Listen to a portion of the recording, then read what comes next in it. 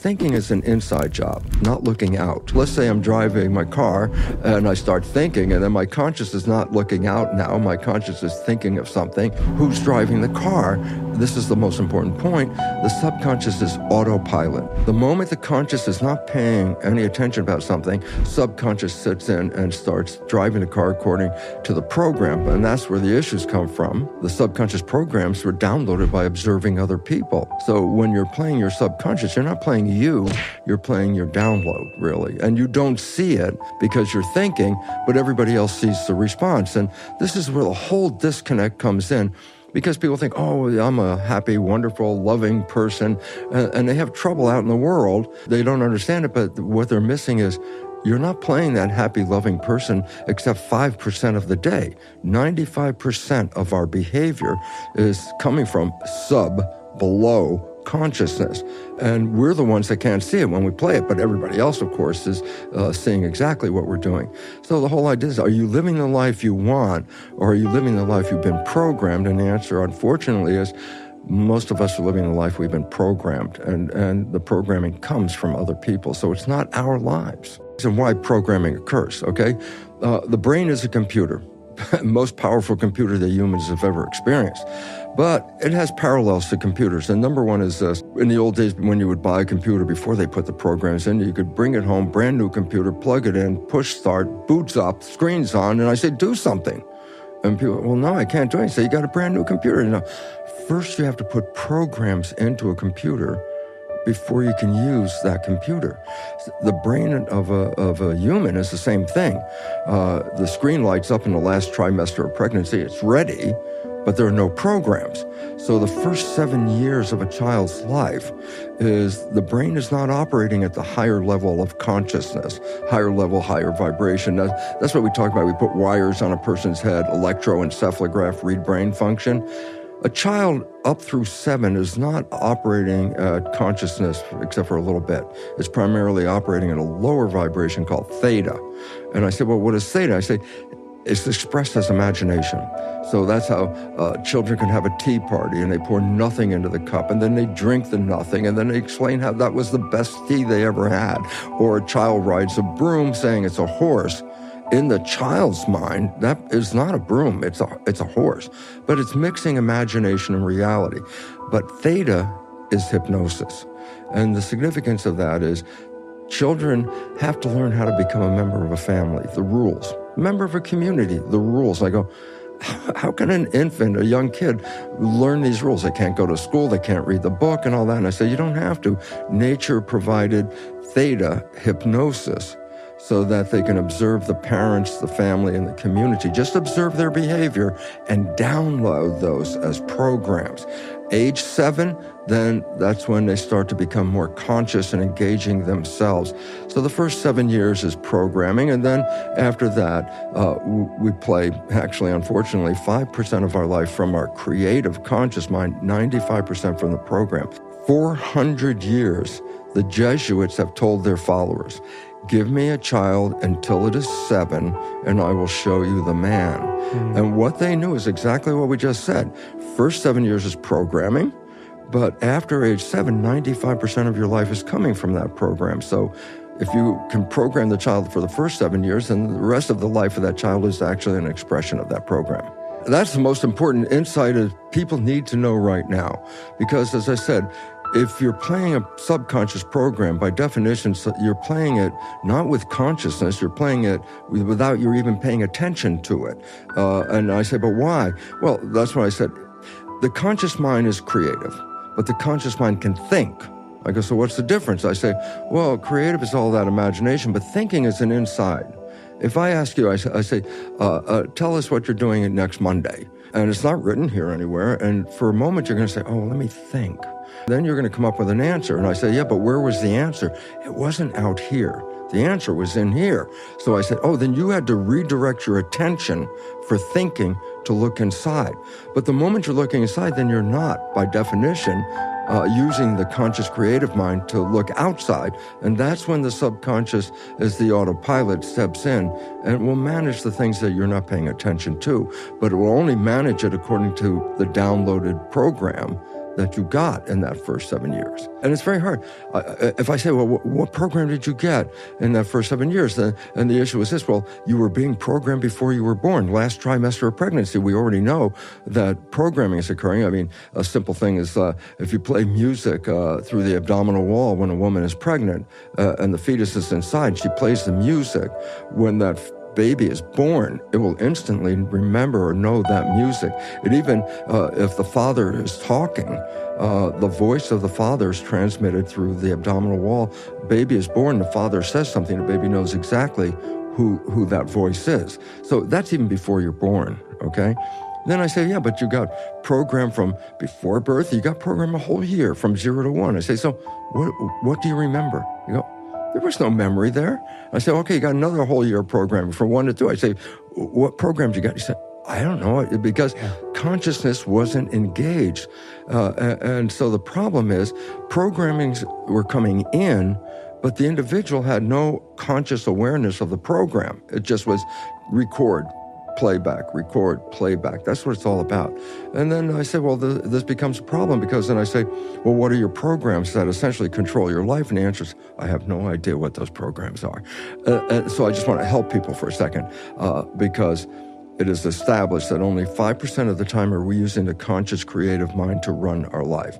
95% of the time is coming from the program. So here's a simple insight. The things that come into your life that you like, they come into your life because you have a program to accept them. But those things that we want and we work hard and we sweat over and put a lot of effort, I'm going to make it. I'm going to make this happen. I'm working on it. I'm working real hard. Why are you working so hard? And the answer is not because the universe won't give it to you, is because unconsciously your program does not support that destination and you're trying to override it with extra work and effort. So then life becomes a job, more or less, trying to get those things you want when your program unconsciously is sabotaging you. When people say the mind, the idea that, there's a mind, a single mind, I go, well, that's the first mistake. There are two minds. We mentioned conscious and subconscious. But we also have to mention this. They each have a different function, and most importantly, they learn in different ways. So the conscious mind's creative, and that means it's the one with the imagination and things that you want and you desire, and you can put that in, and you could read a book, a self-help book, and you say, I got all this knowledge now from this book, and I went to the lecture, and I did all these things, I got all this knowledge, my life hasn't changed. I go, well, that's because the conscious mind, being creative, can learn in any number of different ways. You can just go, aha, I have a new idea, and your conscious mind can change. The subconscious mind, by definition, is the habit mind. And I go, significance. Habits resist change, because if habits change, then they're not habits anymore. So all of a sudden you say, well, if I download a habit, can I, think out of that habit? I go, no, because that's not how it learns. And so the conscious mind in most people is very smart. I'm sure, look, this audience has been listening to you for a long time. They got great understanding, and many of them will go, yeah, I really understand what you've been talking about, but somehow or other, with all that knowledge, my life is still the same. And I go, that's because when you educate the conscious mind, that's easy.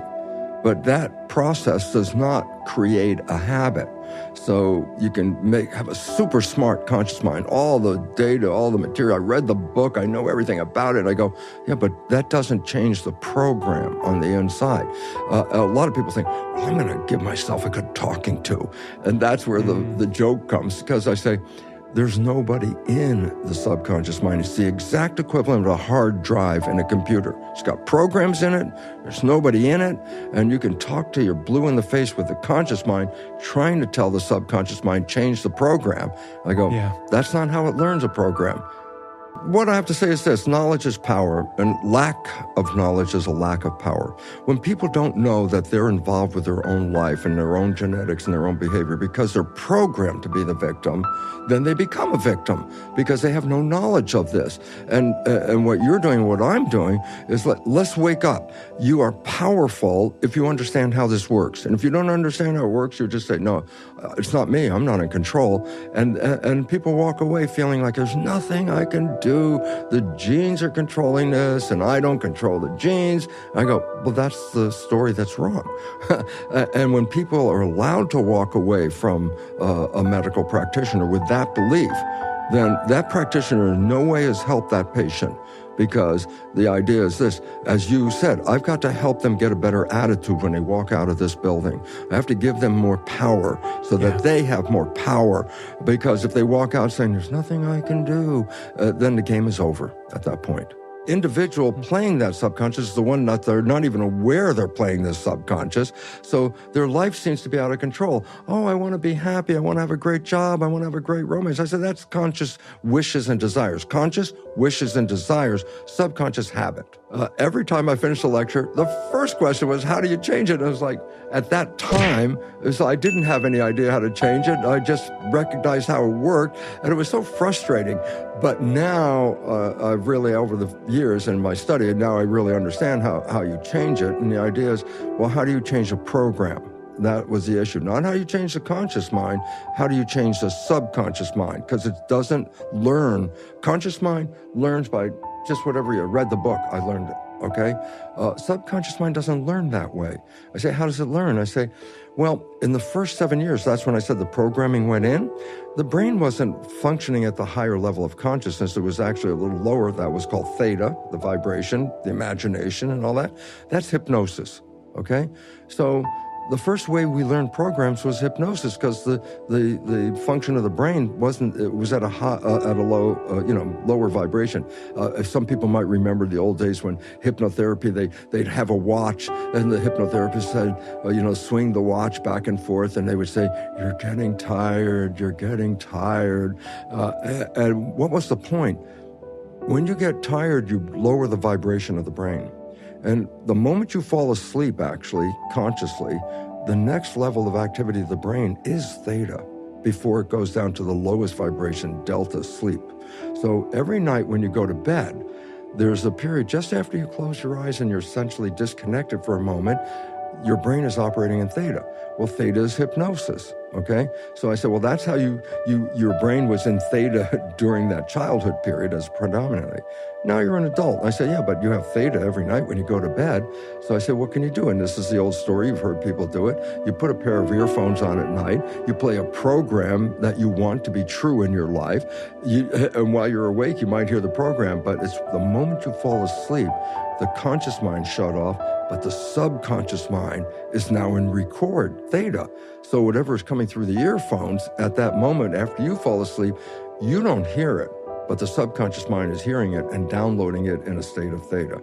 So the first way of changing a belief system is to get into theta. And this is called self-hypnosis.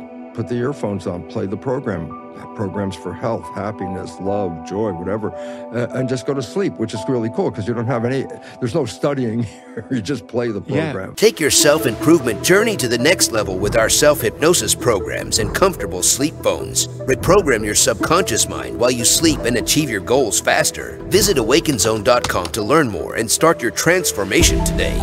Thank you for joining us on this journey. With a simple click of the like button, you help spread this powerful message to others. Hit that subscribe button to join our community of people striving to become the best versions of themselves. Stay inspired and see you in the next video. Awaken Zone.